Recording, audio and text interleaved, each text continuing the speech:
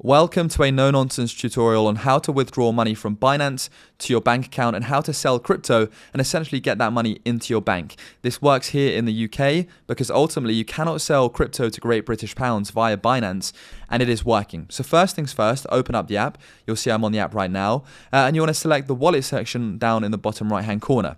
It's going to bring up an overview of all of your crypto, and then if you select your spot wallet, you're going to see all of the crypto that you actually own: USDT, CHZ, LTO. Next to it, there's going to be a thing called the funding wallet. This is what we're going to use today to help essentially make sure that we are able to get our money out of Binance into our bank account. So what you want to select is spot, and then you want to transfer some funds over from your spot wallet to your funding wallet. So to do that, on the spot wallet, select transfer. It's going to load up. You're going to select how much you want to transfer over. Now, any crypto does work, but I would recommend doing it with USDT just because it's a nice benchmark, a stable coin to how much money you're going to get. And it's easy to see the exchange rate as well. So I'm going to send 100 USDT from my spot wallet to my funding wallet. I'm going to select transfer successful. Okay, thank you very much. Then I'm going to head over to my funding wallet. Now, when I'm on this, I'm going to see my balance in my funding wallet, and then I'm going to select P2P. Now, my balance is actually a bit higher because I've already got $200 in here, but I've just added another $100, as you may be able to see. I'm going to select P2P, and this means like peer-to-peer. So in essence, the way this is going to work is that because we cannot withdraw directly from Binance to our bank account because regulations say you can't, to get money off of the app, there's two ways I've come across. Firstly, you send it to another exchange like crypto.com, and I have a separate tutorial on that coming soon, and then withdraw via crypto.com to your bank, or you do it via another person peer-to-peer. Now, I'm not a financial advisor. I have no idea the logistics behind it, but all I know is Binance offer this service, and this is what you have to do to get money from Binance to your bank, and it has worked for me. What you need to do, and the way it works, is that all of these people on the left-hand side are either businesses or individuals who will essentially buy your crypto from you and send your money to your bank. And I know it sounds pretty wild, but it's just peer-to-peer transactions. Now, everybody has got their own percentage of how many transactions they've completed. So for example, this person at the top has 101 trades in the last 32 days completed, 92% actual rate of completing those trades and success, and then a 15-minute time frame, and they send via Alipay. Now, I should say as well that the money you have isn't released till the person has sent you the crypto, sent you the money to your bank account. They don't get your crypto until you select, yes, I've received the money in the bank. So in that sense, it is not a bad thing. Some of them will have Pro, for example, next to them as well. So 925 transactions, 98% conversion rate as well. So the more essentially you do this, the more you kind of want to go to people who have very good conversions and trade success rates, as well as the exchange rate you're getting right there on the left-hand side as well. So 0.798, 0.799, 0.803. So that's the exchange rate you're going to get for the USDT as well. So hopefully that makes sense. It's kind of confusing, but what I'd say is we're looking to sell US dollar tether to Great British Pounds essentially. Now, the way this works is that for some exchange rates are far too good, but they all require Alipay. I'd say the first thing you want to do is you want to select what payment you're looking to do this via. So for me, I like it when they send the money to my Monzo bank account. So I'm going to select the method I want the people to pay me by, my other peers on Binance or businesses on Binance, is going to be Monzo. I'm going to select confirm. Then only the people that transfer via Monzo are going to come up. Now, there's a different limit to everybody's transfer scheme. So essentially, the more you transfer, the bigger and better exchange rate you get, just like in real day-to-day life. So my next thing is going to be, I'm going to select amount. How much would I like to sell?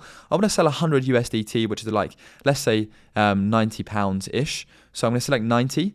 And then it's going to bring up all of these people who are in my frame of account and value. And then I'm going to scroll down. I'm going to find somebody. So for example, this top person here trades 95% success rate, and he's done 20 or she's done 20 trades over the last few days. The exchange rate is the best. It filters by best exchange rate normally. So what I would then do is I would select sell right here.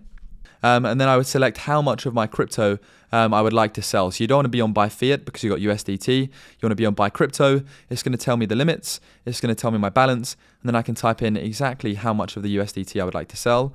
So for me in my funding account, the answer is going to be 100. I then pay a 5 cent fee, and then I will be told that I will get £77.16 and $100 right now, if I check at the time of recording, to Great British pounds, is £78.82. So overall, it's not too much of a bad exchange rate. You're looking at about a 1.5% slippage. But again, that slippage disappears, excuse me, if you're doing a higher quantity. So once I've done this, I type that in. I then select the bank account that I'd like them to send the money to. So in my case, it's going to be Monzo. If you've never done this before, tap right here, and you want to tap supported payment methods at the bottom and add your bank account. So yeah, then once you've added it, it's going to pop up on the top like mine does, and then I would just make sure Monzo selected when I go to do the transfer. I then select place order, and then what you'll see is once you've placed the order, it will say pending buyer's payment, and then it will tell you the person who's going to be sending you the money to your bank account. And essentially what happens now is your details will be automatically sent to them, but sometimes you'll see on the right hand side there is a chat icon. They then may request for you to send your bank details again via the chat so that they have them, I believe. And essentially you'll see at the very bottom it says payment received. Now you only want to tick that box when you've looked at your bank account and the money is in your bank from this transaction. Now, the payment received button doesn't actually go yellow until they've selected that they've sent the payment. So you can't accept it until they've said, yep, I've sent the money. And in essence, you basically want to make sure that you've checked and got the money before you tick that payment received button. So as soon as you tick that, your money goes straight to the person who's been sending you the fiat for your crypto. But once you tick it, essentially the transaction does occur. So you'll see right there, selling 100 USDT. This is how much I'm going to get. This is the buyer of my crypto who's going to be sending the money to the bank. Now you have to make sure quite a few things, that their bank account matches their actual crypto name on Binance. And Binance will instruct you on what else to look at. Sometimes you'll see there's a time limit. It says the buyer will pay in X amount of time.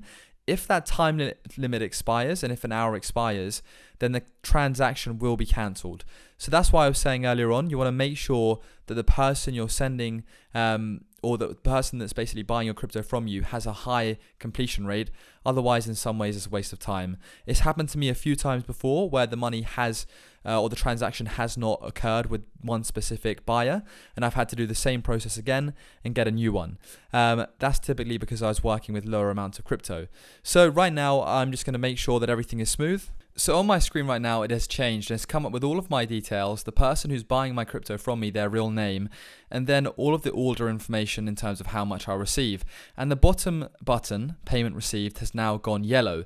That is because the person buying my crypto has selected that they've sent the payment over to me, and it's now time for me to go and check my bank account and ensure that I've received the money there. So if I head on over to my Monzo bank account, you'll see I've got a transaction received of £77.16p. And if I go back over to Binance, you'll see that is exactly how much I was meant to receive. Now, one thing to note is that sometimes people try and select that they've sent you the payment before they actually have.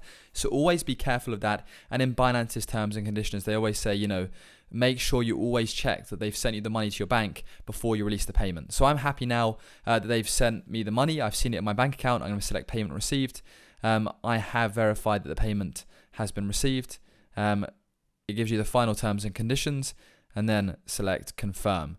Once this has happened, I'll have to type in my authenticator details, and pretty much the transaction is completed.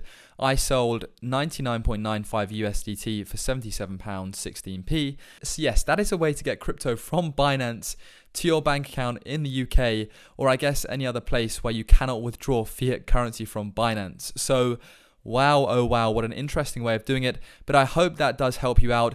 If you have any other questions, please do join my channel and I'll answer them. I'm not a financial advisor. I'm not affiliated with Binance, so nothing I say or do or give and can be taken as financial advice. And like I said earlier on, I do offer sessions where you can book in some time with me and we can walk through anything you'd like to, whether it be something related to crypto or something related to setting up tech, etc. But as always, do that down below, link in description. And Binance support is always your best bet in terms of withdrawing. But thank you very much for watching. Take care, leave a like and subscribe. And if it helped you out, consider joining my channel as a member to help buy me a coffee. Thank you.